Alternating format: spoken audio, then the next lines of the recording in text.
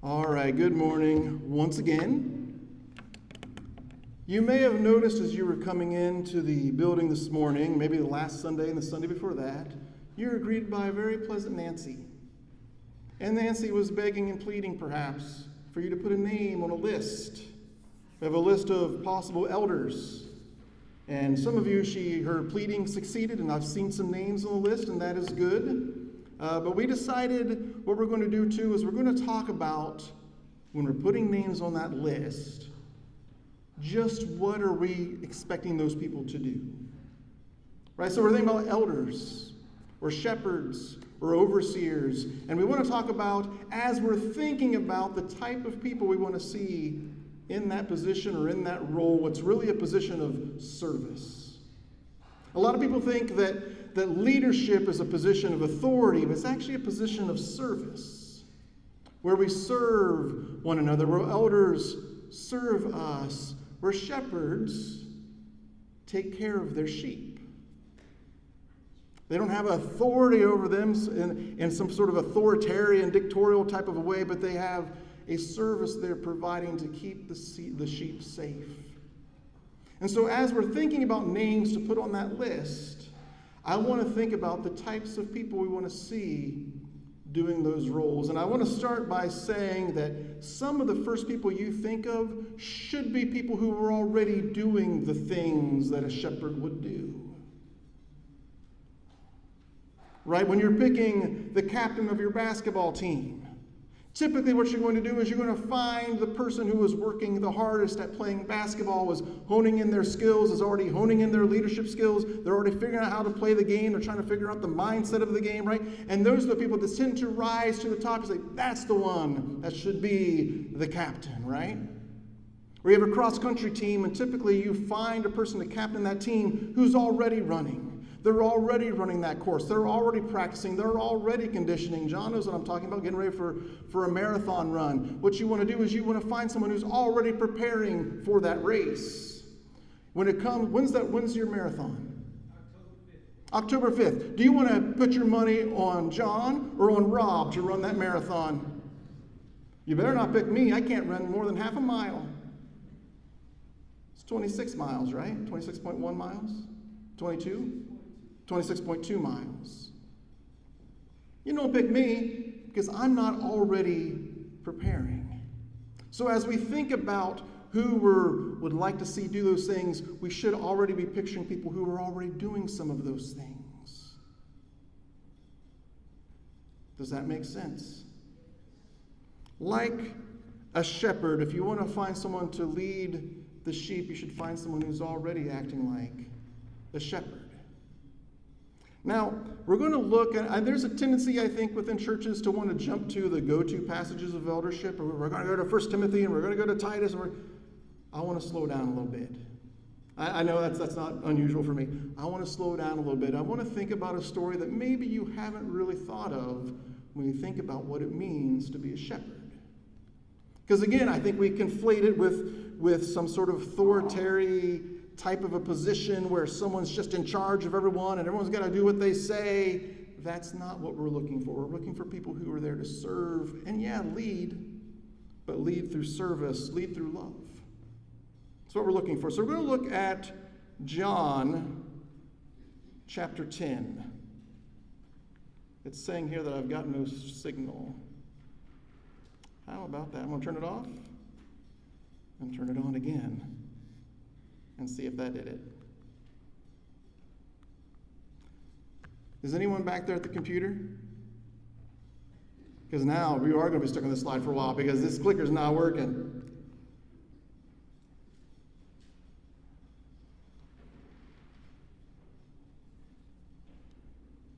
All right. So are you going to be able to be back there the whole time, Paulina?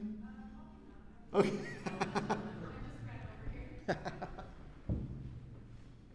Well, while they're figuring out the clicker, I'm going to continue to preach, even though the clicker's not working. I don't need the clicker to work. I do need someone to push a button for me on occasion. And if you're back there, I will just give you the nod, and you can push that button. All right.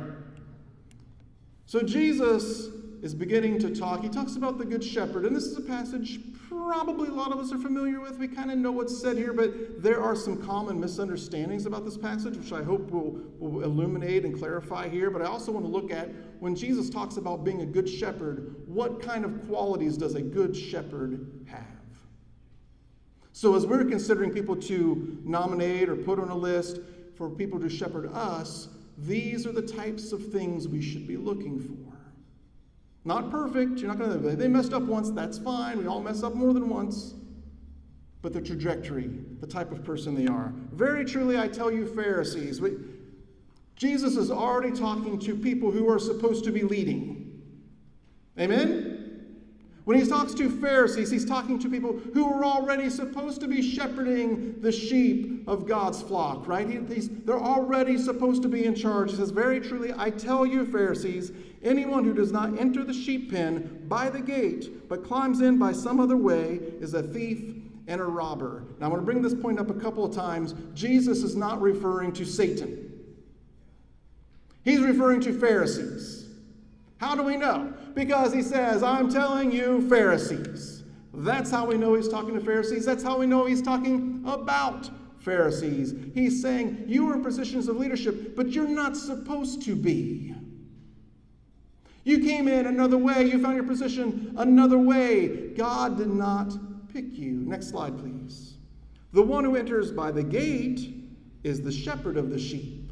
You all climbed over a wall and found some other way in to the flock. You are not a shepherd. You are a thief. You are a robber. The one who enters by the gate is the shepherd of the sheep. The gatekeeper opens the gate for him, and the sheep listen to his voice. God is opening the gate so the good shepherd can come in. How do you know who the good shepherd is? Because God has chosen him. The gatekeeper opens the gate for him, and the sheep listen to his voice. Another way to know who a leader is or who a shepherd is who are people listening to? Now people were listening to Pharisees, but the Pharisees were not there to help them. They were there to harm them. In general, not every single Pharisee, are you with me? Not every single Pharisee is out to get them. But in general, on the whole, the Pharisees were not doing their job for the benefit of the sheep. They were doing their job for the benefit of themselves. You are not looking for someone, and this should go without saying, but it will still be said by me. You are looking for someone who is not greedy, who is not self-absorbed, who is not self-interested. You're looking for someone who is there for us, for the sheep. Next slide, please. He calls his own sheep by name and leads them out. You're looking for someone who has a relationship, not just with you, but with the flock.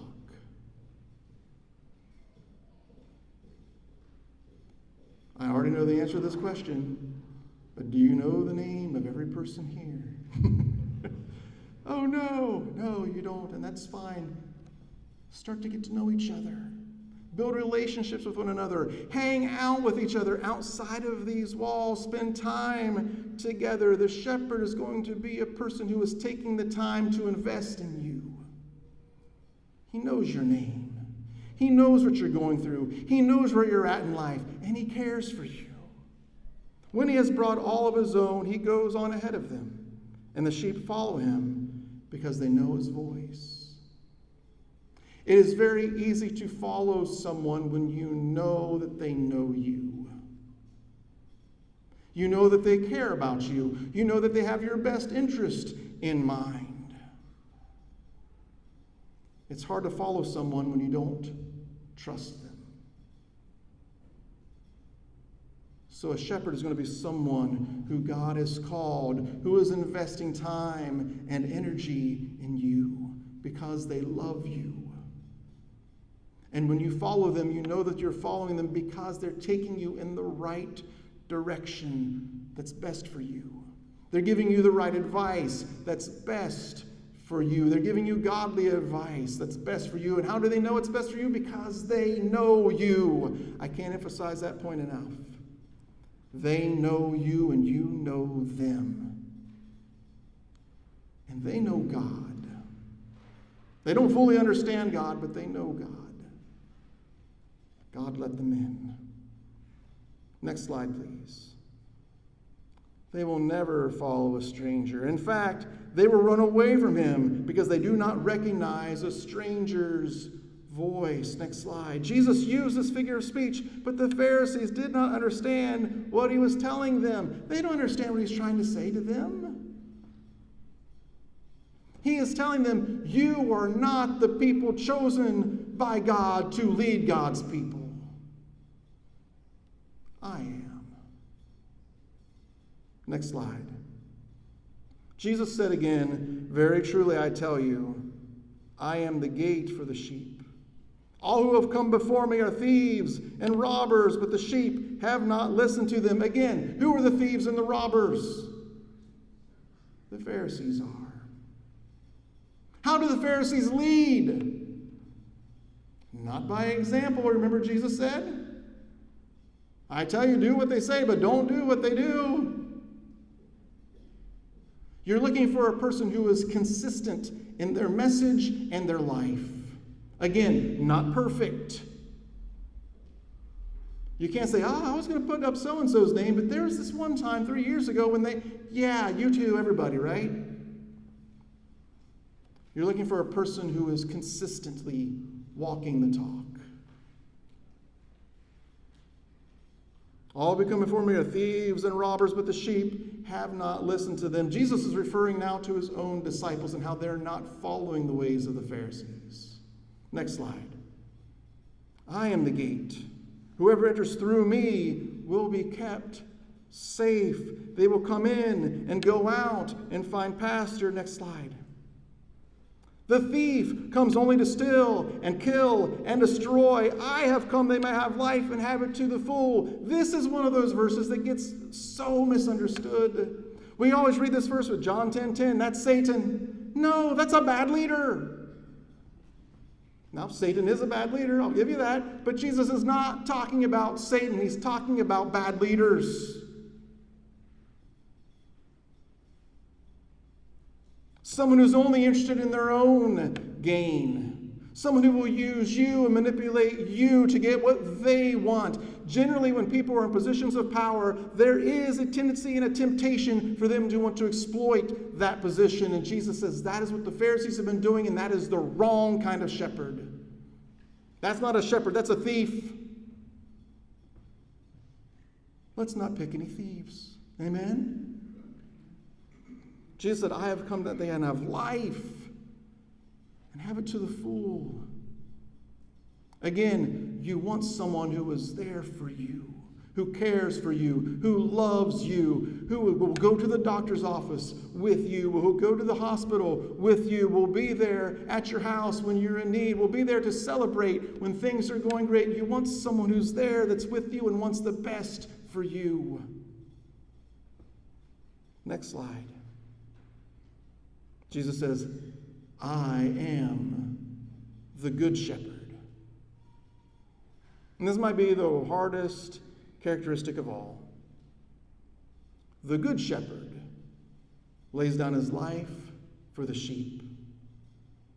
The hired hand is not the shepherd and does not own the sheep. We'll stay here for a second. Sorry, go back. A shepherd is someone who is invested in you and is willing to make sacrifices for you. A hired hand, someone that's in it for themselves and for gain, they may or may not really care about you. They're there for the money. Now, I will tell you in advance, an eldership at this church is not a paid position. No one's jumping into it because they're going to make lots of money. It's someone who is invested in you personally. I was at an event several years ago. This is probably, like 20 years ago. And we were with a couple. They're getting married, and we're setting up for their reception. And we had borrowed these big 6-foot round blow mold folding tables from the church up in Escondido. And we're taking them to this person's house where the reception's going to be. And I'm carrying the table down the stairs through the yard. And another guy has the table, and he's just rolling them down the stairs. And they're boom, boom, boom, boom, all the way down. There's like 15 steps. Dong, dong, dong, dong, dong. After like 3 tables, I'm like, yo, what are you doing? He's like, they're not my tables. I'm like, yeah, I know, I can tell. You don't care about them because they're not yours. You don't have any vested interest in taking care of them. But these tables belong to the church I'm a part of, and if they get broken, we have to replace them. I have a vested interest in taking care of what belongs to the church, and a shepherd will have a vested interest in what will take care of the sheep. Even if it means they have to give of themselves, their time, their energies, their own safety. Next slide. When he sees the wolf coming, this is the hired hand, he abandoned the sheep, right? I'm out. These ain't my sheep. Why am I going to sacrifice my life for your sheep? That's a wolf. It's going to eat me alive. Right, I'm out. Then the wolf attacks the flock and scatters it. Jesus often would look at the people and he would say, they look like they are sheep without a shepherd. Because the hired hand doesn't really care. Those aren't his sheep. Those sheep belong to someone else. I'm not going to get in the way of a wolf and a sheep. You can have the sheep. Next slide. I am the good shepherd. I know my sheep, and my sheep know me.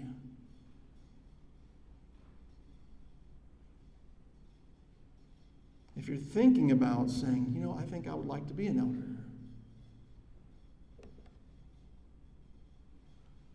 what you're saying is, I am going to take time and energy and invest in the people who are here. I'm going to be there when you need me if I can. Because I love you. I know you, and you know me. Jesus says, just as the Father knows me, and I know the Father, and I lay down my life for the sheep. Jesus says, I will stand in the way of the wolf. I will stand between you and the attacker. I will give up myself for your own safety. Next slide, please. I have other sheep. They're not of the sheep pen. This is where Jesus is referring to not just Jews, but also Gentiles as well. I must bring them also. They too will listen to my voice, and there shall be one flock and one shepherd. Jesus has this idea where Jew and Gentile alike can come together and he can lead his flock. Next slide. Like the Good Shepherd, I want to say like the Good Shepherd, State Farm is there, but that's not it. Like the Good Shepherd, a shepherd in this church will have a relationship with God. They'll have a relationship with God. They'll know God. Again, they won't fully understand God because no one fully understands God, but they will have a relationship with God. Number 2, they'll have a relationship with the flock. Do you know anyone who's already investing time and energy into the flock? Time and energy with God, but also time and energy with the flock. Number 3, cares more for the flock than for self. This one's going to be tougher to decipher because to see this, you have to know someone. And to know someone, you have to spend time with them. But you want someone that's going to care more about the people around you than they do about themselves. What does Paul say about Jesus in Philippians chapter 2? Where he took on the position of a servant. Not considering equality with God something to be grasped, but he lets it go. Being an elder in the church is not this position that you're trying to grasp. It's a role you're trying to fill, and it is a role of service. It's a role of sacrifice. It's a role where you care more for the flock than you do for yourself. And number 4, someone who will lay down their life for the flock.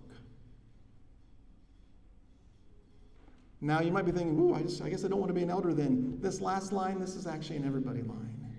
When Jesus says, pick up your cross and follow me, to lay down your life for the flock, that's all of us. That's not just an elder or a shepherd. That's all of us. But you're looking for someone who's doing these things already. Because they want to. This is part of who they are. It's part of how God has called them. Whether or not you have said officially, you are this person or you're doing this, you're already doing these Christian activities. So, when Sister Nancy, next Sunday when you walk in and she's there with her big smile, and she says, please, please, please put a name down on this piece of paper, think about these qualities. Think about what it means to find someone who is like a shepherd. Someone who's like a shepherd already. Someone who already cares for you, who's already expressing their love for you, who's already serving you, who's already taking care of you and watching over you. Those are the things we should be looking for when we think about what it means to be an elder, what it means to be a leader. At this time, the Youth 1050, if you want to follow Brandon out.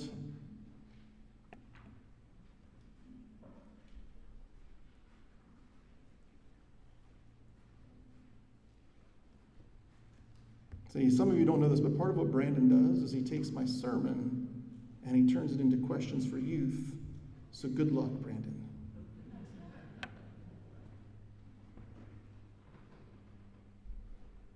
I'm going to shut off the recording and we'll sing songs together.